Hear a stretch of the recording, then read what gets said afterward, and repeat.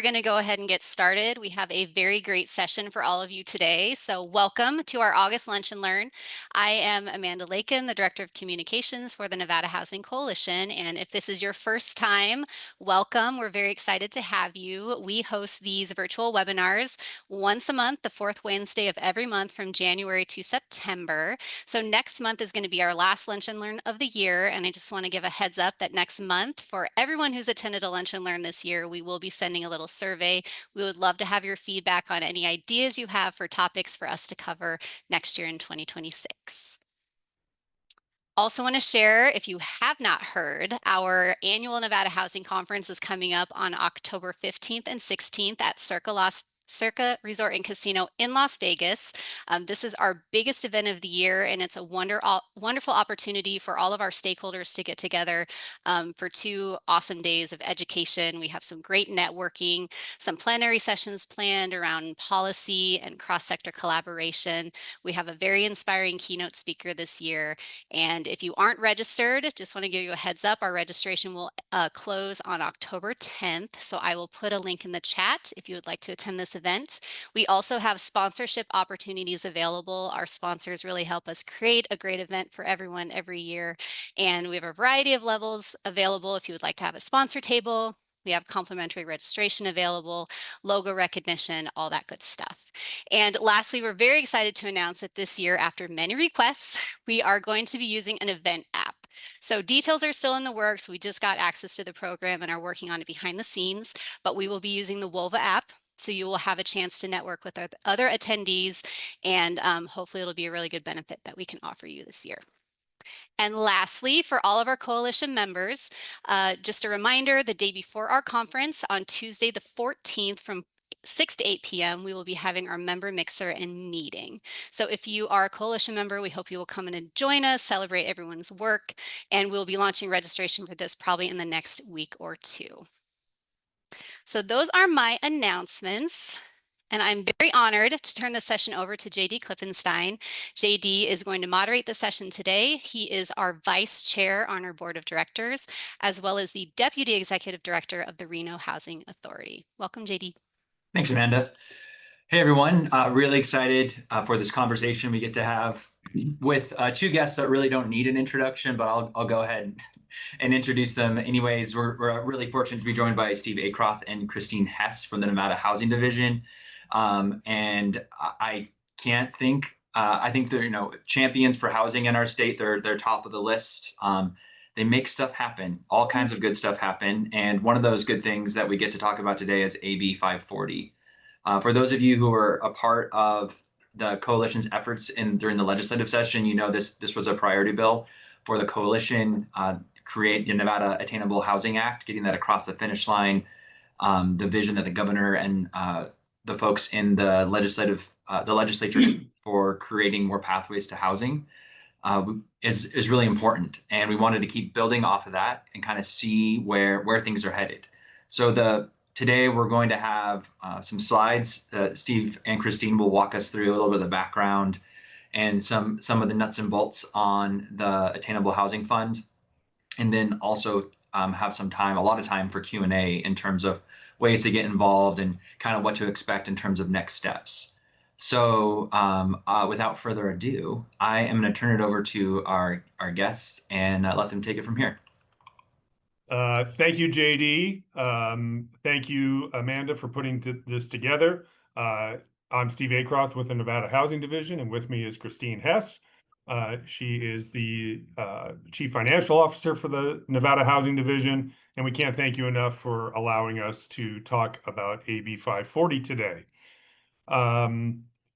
You can go ahead and go down to the next slide, Amanda, please. Thank you. AB540 really was a culmination of an effort that started probably almost 2 years ago at this point in the game. And it started with a vision of the governor to address housing issues in the state, and not necessarily traditional housing issues, but issues that really affect the broad spectrum of residents in the state of Nevada.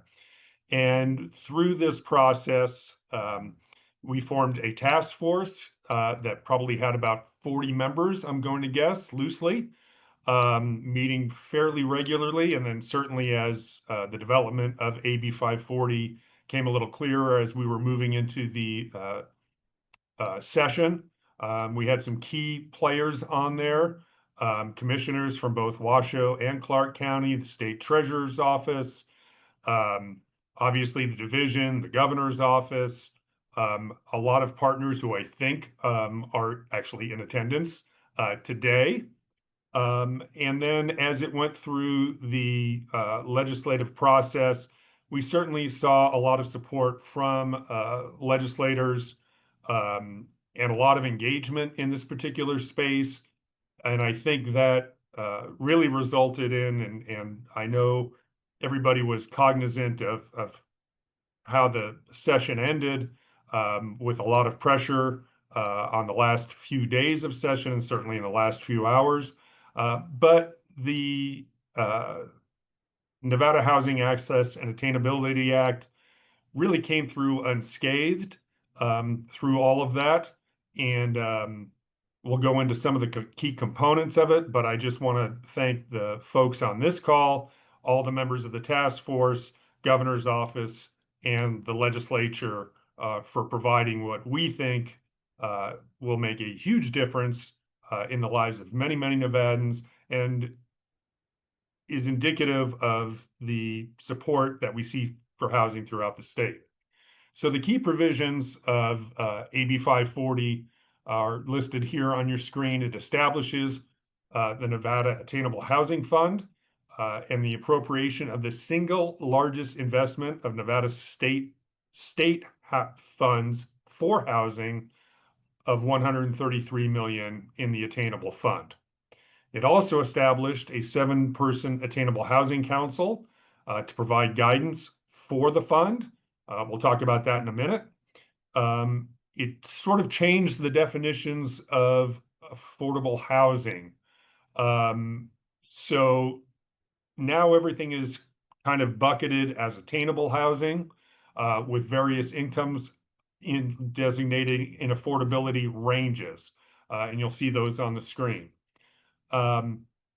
It allows some funding to be provided to local jurisdictions as they expedite and incentivize attainable housing projects, establish some contractor reciprocity out in the rural communities of Nevada, and created also the Nevada Attainable Housing Infrastructure Fund of up to $50 million of general obligation bonds to support development in special improvement and special assessment districts. Next slide, please. So this was recently announced, the formation of the Nevada Attainable Housing Council. And the statute really identifies 7 members with 5 different specialties, if you will. And this was announced by the governor last week. Things run together here at the state, especially lately. The director of business and industry or his designee will be the chair of the council. Myself, the housing division administrator, or my designee will also fill a seat. And then we have Tina Frias from the Southern Nevada Home Builders Association, Jess Molaski of Ovation, Dan Morgan of the Builders Association of Northern Nevada, David Paul, Executive Vice President at George Shakakis Inc., and Michael Ramsey of Western Alliance Bank. And those were all legislatively appointed or governor appointed, other than myself and Director Sanchez. And so now we have the council formation. We are currently working on the allocation plan. And for those of you who are familiar with our qualified allocation plan, it's going to be qualified allocation plan that we used for low-income housing tax credit administration. While it won't be duplicative of that, it will be somewhat of the same structure, creating an allocation plan to disperse this $133 million. With that, I'll turn it over to Christine to talk about the next part of the legislation And if we can have the next slide, please. Thanks, Steve. Just talking about the Nevada Attainable Housing Fund, which will go into details around the funding. But first, I just want to address the eligible entities, so those that are eligible for making the application. So again, this is prescribed in Assembly Bill 540. It's Section 6 of AB 540. Eligible entities include a state agency, a local government, a nonprofit organization, a housing authority, tribal government, a housing counseling agency certified by HUD, and a private entity that's entering into a public-private partnership with the state or a local government to essentially meet the eligible qualifications of the attainable funds. So competitive loans or grants to support attainable development, attainable housing development, or affordable LIHTC development, or also the acquisition of land for the development of attainable housing projects. And next slide, please, Amanda. Thank you. And so again, I touched briefly on eligible uses here. I'll go into, and I know we're going to have some Q&A afterwards. I think that'll be a little more interesting, but we did want to outline for those of you who maybe have not read Assembly Bill 540, we wanted to hit kind of the highlights of eligible uses of the funds. Again, competitive loans, grants, or rebates to support the development of attainable housing. I should pause for a minute. We did have on the earlier slide how attainable housing is defined. Again, attainable housing is defined in NRS 278 now, and it's an overarching definition of 5 tiers of affordable housing. And those tiers of affordable housing go from 0 to 150% of area median income.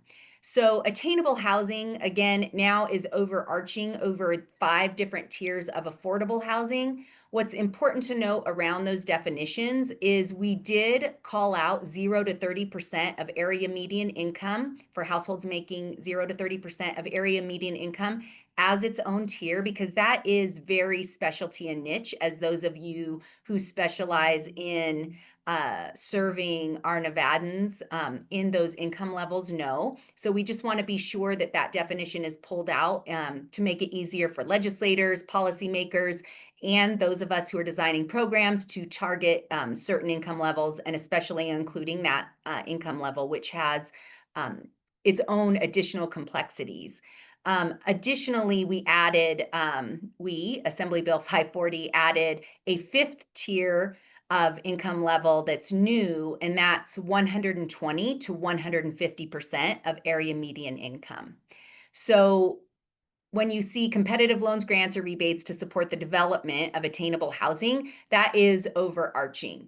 Additionally, it did call out, even though one could argue that it's included already, but it is explicitly called out that this will also support competitive loans, grants, or rebates for essentially affordable housing as we know it traditionally to be the low-income housing tax credit properties that are defined in the U.S. Section 42 code of the IRS. Other eligible uses include financial assistance for supportive housing, programs for rental assistance or eviction diversion, the acquisition of land for the development of attainable housing projects, and again, that's defined in statute. Programs that assist essential workers to purchase homes, including down payment assistance, interest rate buydowns, or other forms of direct financial assistance, and programs that provide down payment assistance for home buyers more broadly than essential workers are also an eligible use. And finally, incentives for local governments to increase the supply of attainable housing. Next slide, if you will, Amanda. Thank you.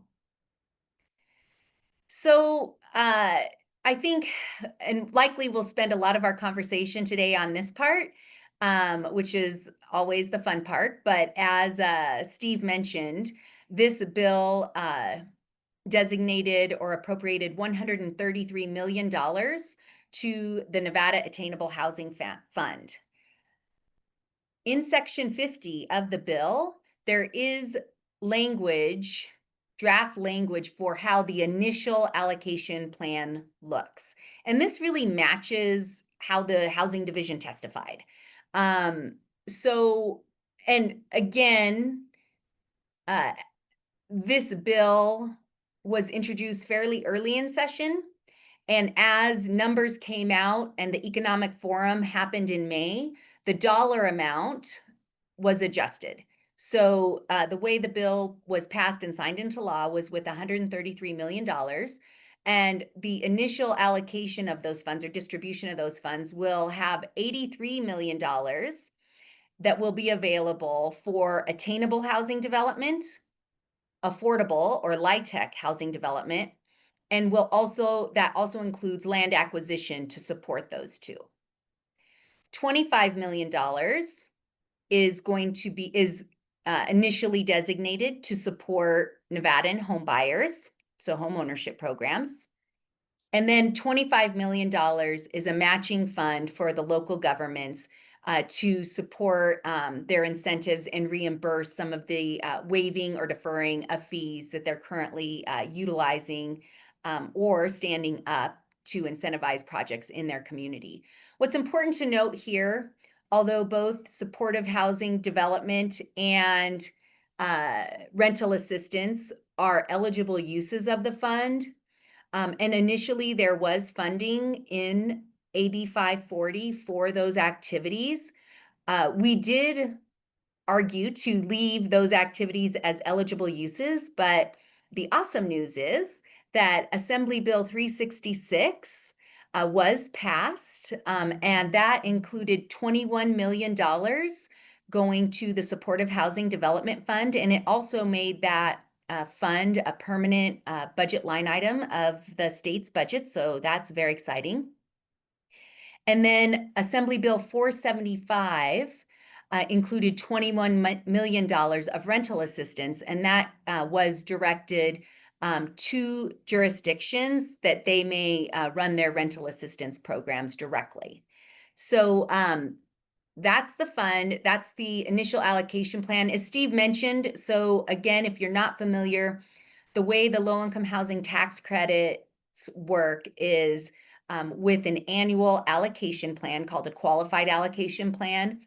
The Nevada Attainable Housing Fund will have something very similar. It will have an allocation plan that will be publicly workshopped, and we will be going through that in our next slide, kind of our next steps. But you all will have a chance to join those workshops, participate, provide your feedback and input on an initial draft that the division will release. We'll take that feedback, incorporate it, integrate it into an allocation plan, and present that to the Attainable Council. If you would please, the next slide, Amanda. So I guess do you want to kind of go hit the highlights of next steps? Sure. So on this particular slide, you'll see the next steps and the anticipated timeline for those next steps. As Christine mentioned, a public workshop, at least one will be held for the Nevada Attainable Housing Fund. We anticipate that occurring in the next month. And we will also be developing regulations as per AB 540 for the Nevada Attainable Housing Infrastructure Fund. Shortly thereafter, we anticipate would be the initial meeting of the Nevada Attainable Housing Council, although we may have a meeting prior to that now that the council has been established to talk through responsibilities and things of that nature, as that the assignments were just provided last week. Then we would adopt the allocation plan for the Nevada Attainable Housing Fund, and then we would be able to open applications. And I'm sure a lot of you are interested in what that will look like. And then continuing on the infrastructure fund, we would workshop the regulations to establish that fund. By the end of the year, first part of next year, we would anticipate and hope to have the approval of the regulations at the Legislative Commission, which is the last step in adopting regulations through the state. And once those get established, then we would have applications for the infrastructure fund itself. So those are kind of high level next steps. We have a lot of work to get to these deadlines, but at least outwardly facing. That's what this group would see here. Steve, if I may, we did leave off the fact that we would first have to fund the infrastructure fund, and that comes through the treasurer's office issuing bonds. So that would be an important step to opening applications, but at least we'll have regulations in place. So lots of moving parts, as you can all hear. And with that, JD, I think that pretty much ends our presentation. Happy to answer any questions you have or the audience has. We're pretty skilled in this because although it's been a while, we had many hearings and many discussions. So happy to entertain whatever you may have. Thank you, Steve. Yeah, thank you, Steve and Christine, for that information. There are some questions coming in on the Q&A. So for those of you who have questions, please go ahead and drop those in the Q&A, and we'll get to them. I did want to kick off this section this section with some broader questions that might touch on a lot of what folks are wondering. So the first one, I'm wondering if you could add some color or some detail around what kinds of housing development you're hoping that this fund really catalyzes. What's this impact going to look like? Go ahead. Yeah, I think I don't know if this group knows, but that Nevada Housing Division is our state housing finance agency.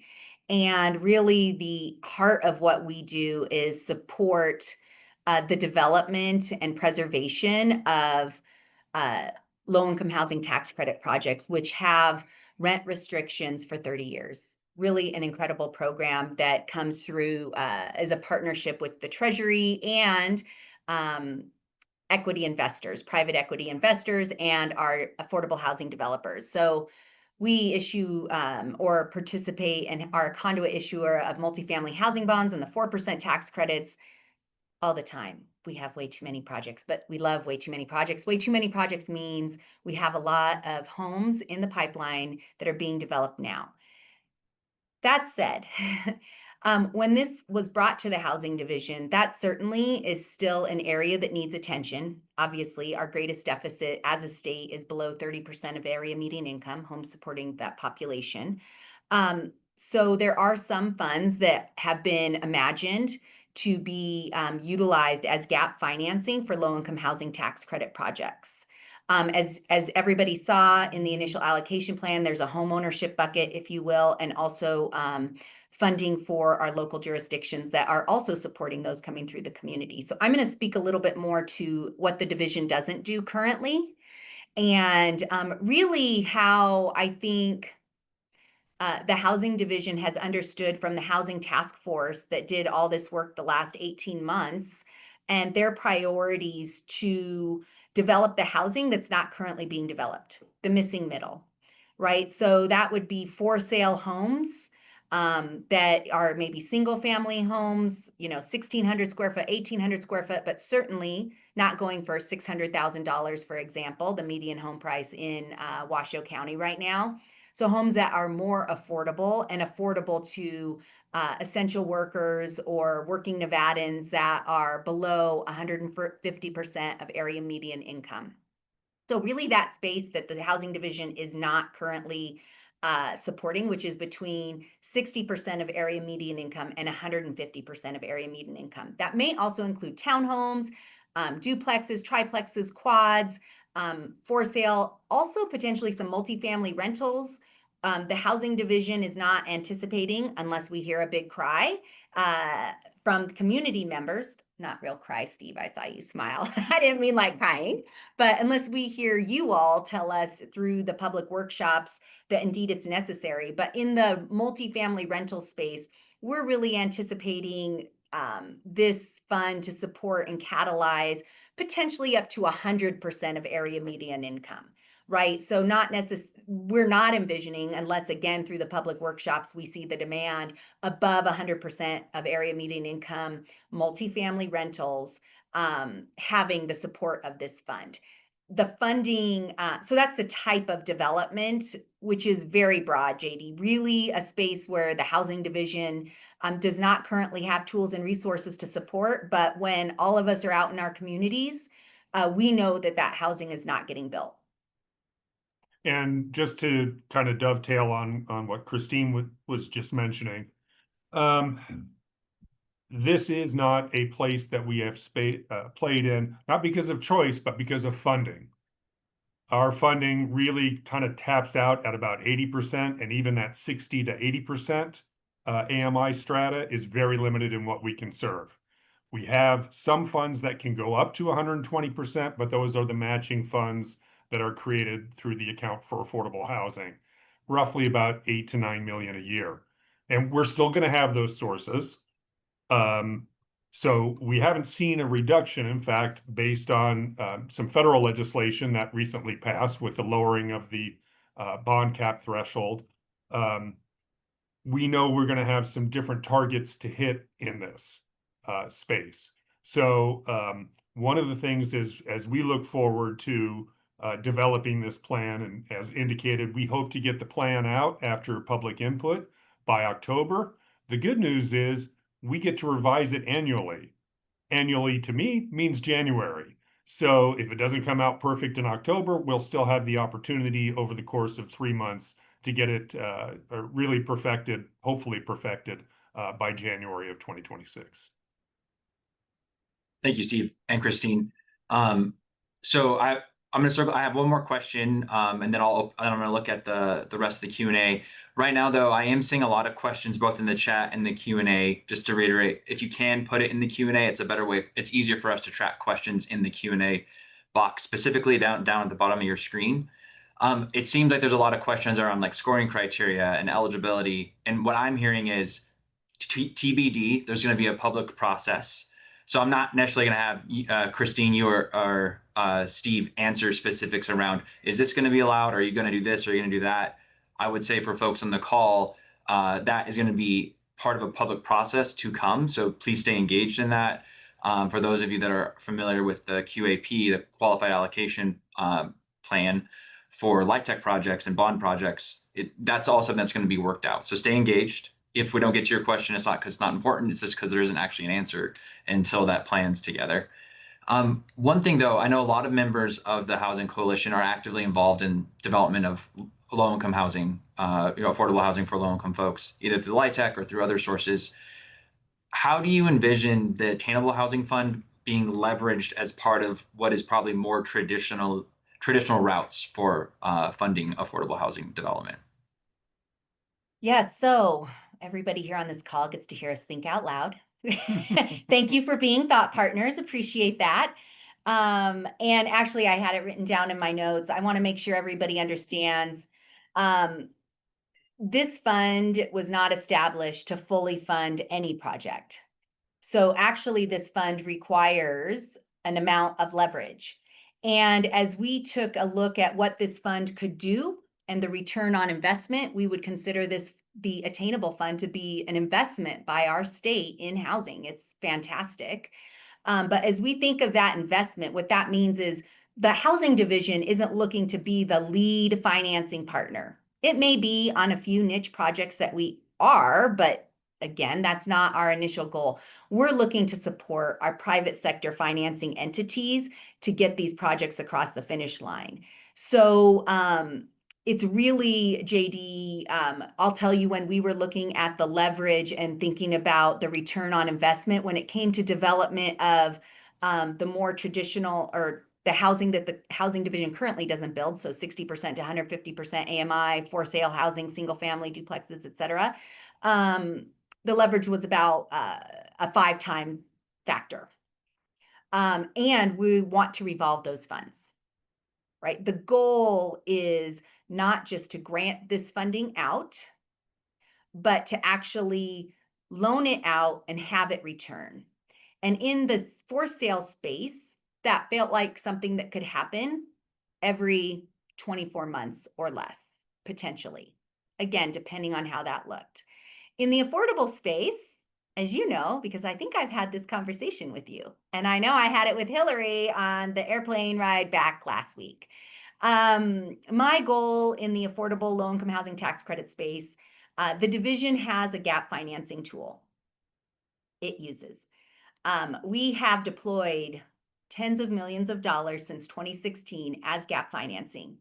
Much of that funding is being paid back to the division on a cash flow basis and over 30 years. So once that funding is out the division's door, we're unable to redeploy it in a timely manner. So the goal of these funds and how I'm challenging everybody is to think of them, could they be more than 3 million, which is really where the division tends to finance projects with gap financing, JD? Maybe they're more than 3 million, maybe it's more like 5, maybe it's 7, but we need those funds to return. So ideally in the affordable space, those funds are coming back 48 months, 60 months, but coming back, and maybe a portion is coming back sooner, right? But that we can then redeploy those funds. So I also envision, and this is for the larger group, when you see the Attainable Housing Fund allocation plan come out, it may be a little more broad than you would think. That's because we want to make sure we leave no stone unturned and we are meeting our community's needs and being the partner that we need to be to get the housing supply built that is not getting built right now. And we would be foolish to suggest that we know what that looks like. And frankly, around the country, there's only a couple other states doing it. So it's really Nevada's opportunity to come forward and provide those ideas and plans that will be well vetted, fully underwritten, but that will get us across the finish line to get this housing built. Yeah, and just to add on to that, we know that there are going to be projects that can't revolve funds, right? Supportive housing development, it's very much a challenge to revolve funds. I think there was a mention of the local jurisdictions.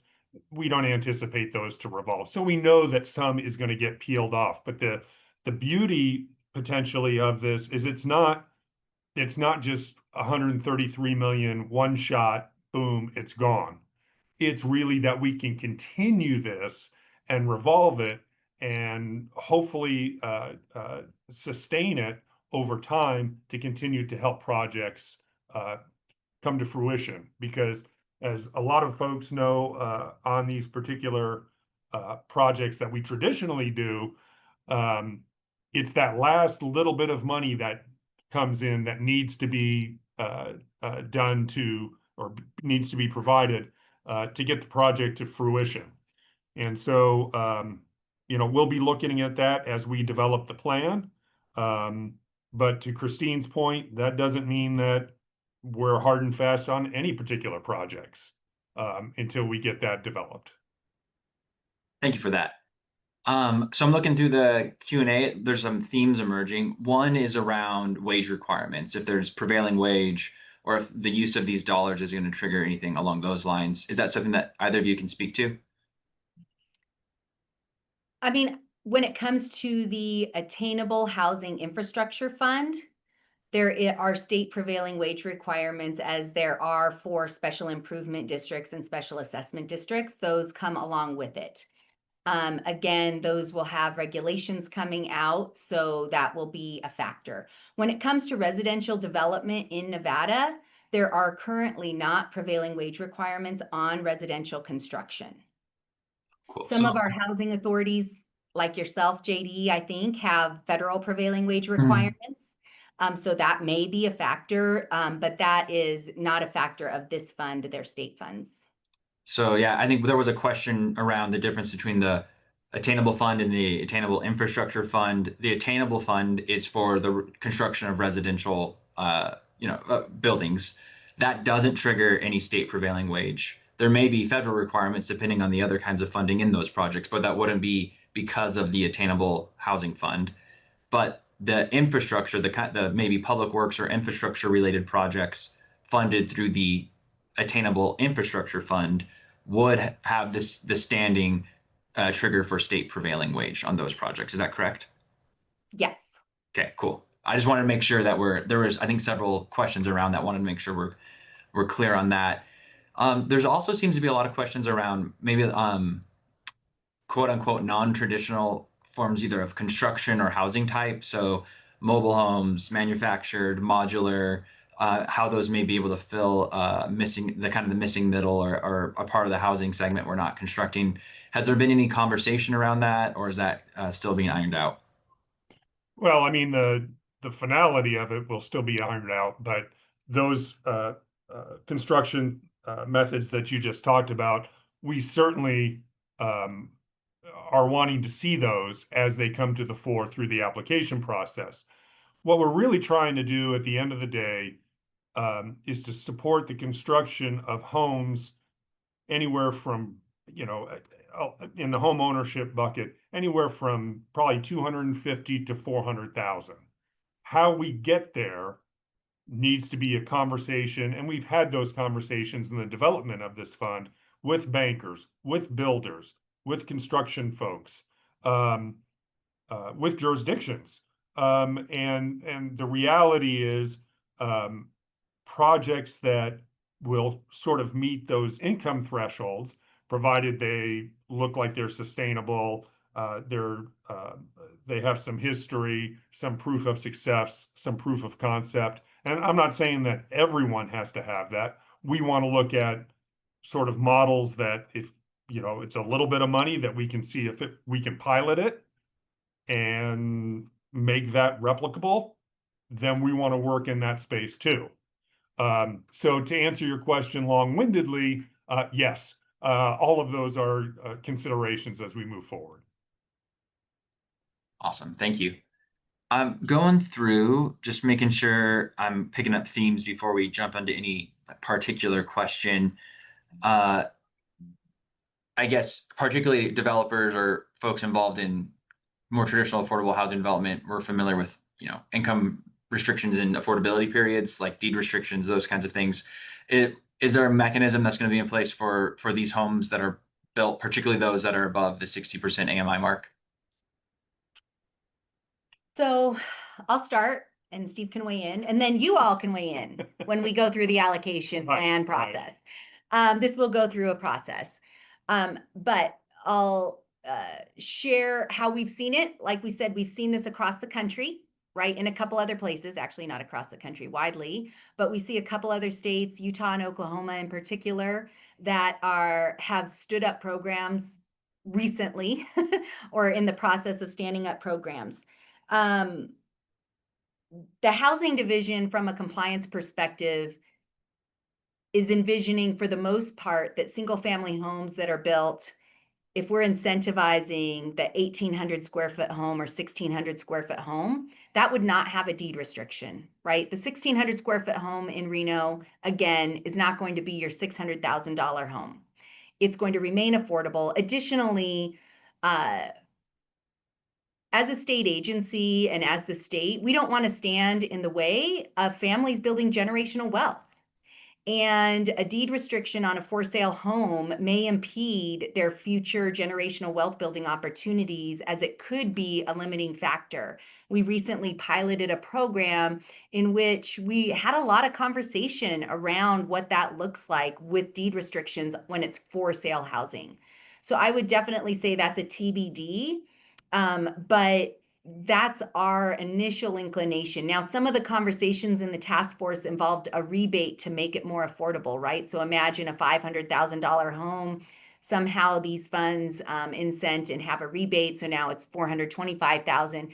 That feels like a home that would need some type of restriction, right? Because it's, again, not the 1,600 square foot home that, by the nature of the supply, or a townhome, it in and of itself stays attainable, if you will. That said, if there's multifamily that this fund is supporting, as we all know in the affordable space, you cannot tell an affordable multifamily project apart from a market rate one. They all look amazing, and you can't tell what people's incomes are from the outside. So we would have to put some level of restriction in there. And I think, again, that will depend on the type of incentive and amount of incentive coming into a project. And just to follow up on that, we also envision any of the for sale homes to be occupied specifically for that resident. Owner occupied. Owner occupied. So no investment properties, no, hey, we're going to build a house and you can purchase it and you can rent it out. It needs to be for the homeowner that is going to be qualified for that particular home. Awesome. Thank you for that. Definitely a kind of a work in progress on that one. As you just laid out, there's multiple scenarios and different mechanisms that those funds could get out into the community, different ways they might be used. So definitely the public process, the allocation, just conversation should definitely be a good place to continue that, because we could probably spend the rest of this day thinking through all the different scenarios in which this kind of project maybe needs this kind of thing. So I encourage folks that have some thoughts around it to definitely engage in the process after this. Yeah, and to that point, when we do have a public workshop, bring a lunch. And it's not just going to be a lunch and learn, because it's probably going to be an all-day workshop to get to that point. So I'm seeing a couple other themes. One is around preservation, repair. Are we looking at new construction here? Are we looking at this as a tool to preserve affordable housing, perhaps expiring LIHTC projects, or to maintain affordable homeownership by helping people stay in homes that they own through repair? So primarily we're looking at developing supply, right? That's the big issue. We don't have enough supply in the state. So that's the primary focus. That being said, because it's the primary focus, doesn't mean it has a secondary focus. And so at this point, it's an interesting question because of the federal legislation that just changed and a potential preservation fund that we're evaluating here at the division. So there's a couple of moving pieces in here as we go through this, and with the change in the federal legislation and potential impacts on tax credit pricing, might it be used for gap funding for preservation? Possibly. It doesn't rule it out, but I don't know that that would be the primary focus as we first start. The division would probably work through the developer, the current owner, things of that ilk to preserve, because we know that if you're not preserving while you're increasing supply and you're losing that preservation, your net is zero. We don't like zero. So we'll continue to focus on preserving, whether it's through this fund or some other mechanisms that we already have at our disposal. So I guess maybe more of some logistics question. We've talked about the hold on, I just spaced it. Let me look at the question again. All right. We've talked about this timeline, right? There's a public workshop, you're creating program guidelines, and then you have to kind of go through the regulatory process. How do you envision, once things are said and done, the council's weighed in, you have a thing ready to go and launch, what that application process looks like? Is it going to be aligned with existing processes that the division oversees, or do you see it being kind of a standalone process? I'm going to let Christine answer that, but I want to correct you on one thing that you just mentioned. Please do. The regulatory process specifically is for the infrastructure fund. Okay. And we were pretty adamant as we developed this program, please do not make us go through the regulatory process for the attainable fund, the bulk of the fund, because that would take too long. And that's not a knock on anybody, that's just the process. So the attainable fund is really guided by the plan and the input and the supervision of the council. So I want to make that really clear to everybody on the call. The infrastructure fund, that's a different story. That does have to go through the regulatory process. So if Christine still remembers the question, she can answer the rest of it. Yes, thank you for clarifying, Steve. About the answer. So this will be like breaking news. Sorry, grants team, if I'm stepping out of bounds, but actually this is relative to the Attainable Fund, although it will go division-wide. We're transitioning to a technology platform called Neighborly. And so it's a more robust and user-friendly version that the division is currently using for technology for accepting applications. But JD, I anticipate opening applications on Neighborly after the allocation plan is approved. Relative to how it rolls out with existing programs. So first of all, really good question. Thanks for helping me think through this in front of everybody. But what I would say initially is I would think this will open on its own the end of October, early November, right? I'm always glass half full and rose-colored lenses, in case you can't see, they're rose-colored. That it will open on its own, particularly for the eligible uses that'll come through the allocation plan. And that said, how it aligns with LIHTC projects, low-income housing tax credit projects that are used to applying for funds from the division and would be eligible for other funds, right? To have a capital stack and layer those funds. The division is currently considering how we actually make it our process more user-friendly for you all developers to come to the division and have one application.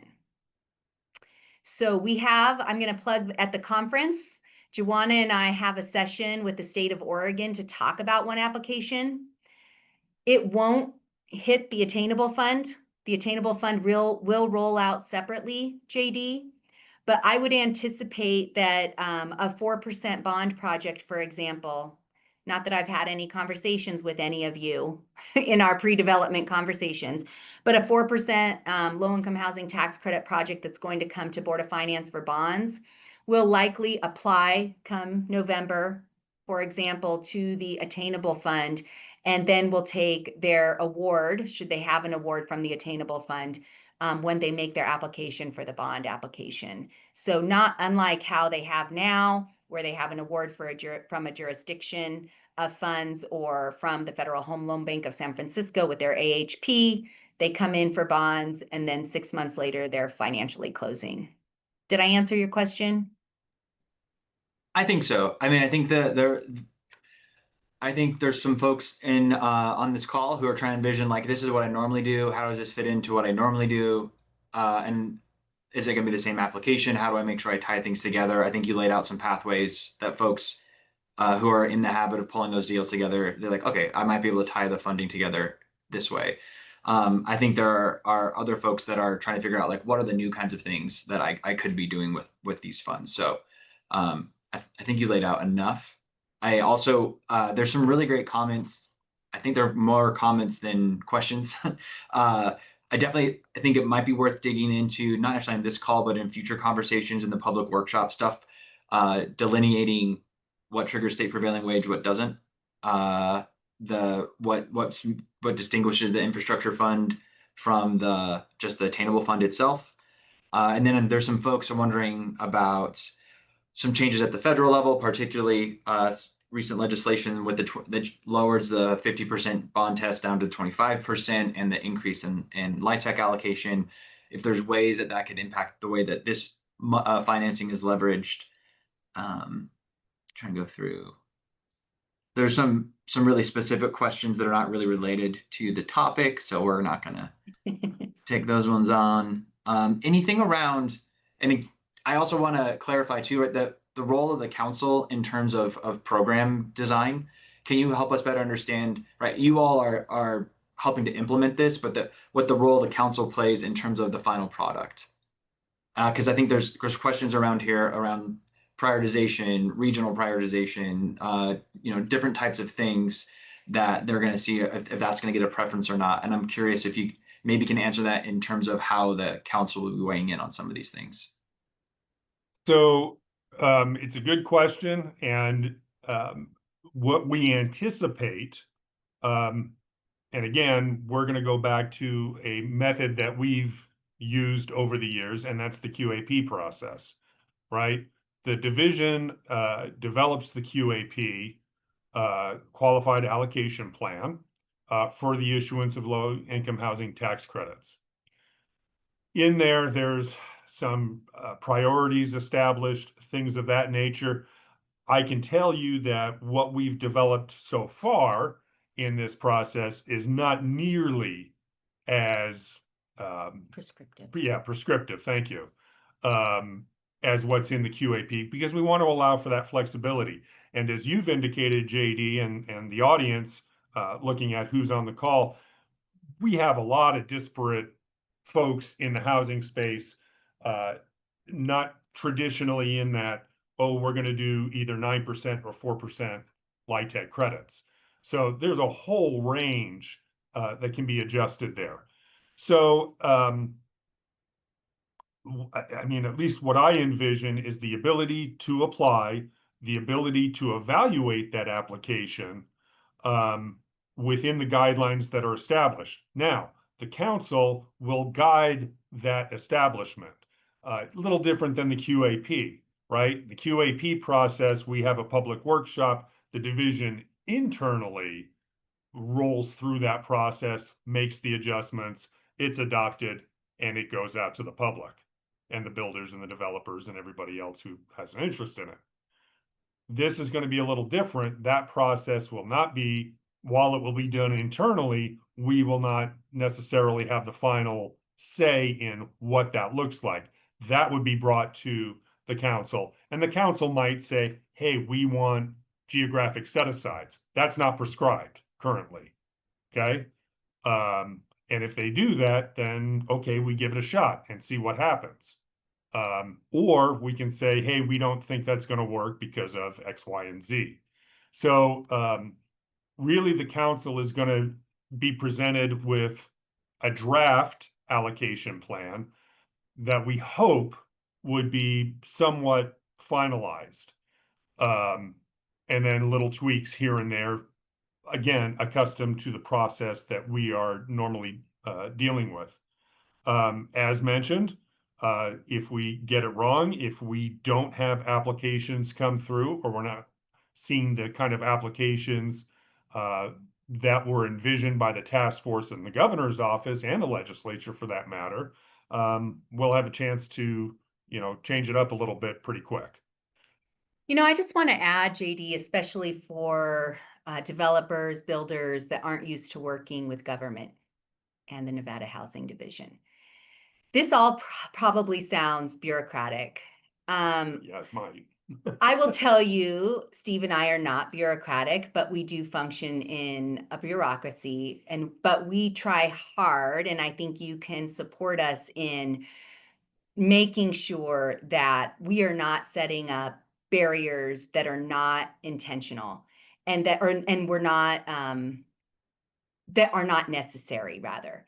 So we're not going to have a program that is too prescriptive, especially when it's really a pilot initiative, right? We want you to bring us your ideas of how to get this done and build the supply that's not getting built. Now, we are going to be good stewards of public dollars, and that's what we have a history of and what we're good at. But we want to work with our private sector partners to make this possible. And so while the application process for some of our private sector partners may feel a little onerous, it's actually not going to be that onerous. You are, yes, going to have to provide information to show the development that you're building, to show that you have the capacity to do this. This is not meant, by the way, for Sally or Joe that has 5,000 square foot, one lot, and they want to build their home, right? This is a more scaled solution to bring more housing supply across Nevada. But yeah, I just wanted to add, as we talk through the program guidance, it might feel layered with a lot of rules, and there will be rules and guidance. But I can tell you, as a housing finance agency, we're here to work with our partners to get good projects across the finish line. Thank you, Christine. I think that's a good note to wrap up on. I'm worried if we answer another one, we'll go over the 1 o'clock mark. So first, I just want to say thank you to Steve and Christine for being thought partners with us. I appreciate how creative you are and how willing you are to think out loud.